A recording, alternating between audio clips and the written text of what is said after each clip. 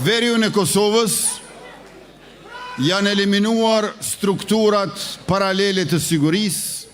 janë eliminuar administrata e Serbisë, është eliminuar çdo grup kriminal, janë mbyllur të gjitha rrugët ilegale, është ndaluar dinari si mjet pagese, paguhet energjia elektrike pas më shumë se 2 dekadave, dhe gjithashtu janë hapur zyret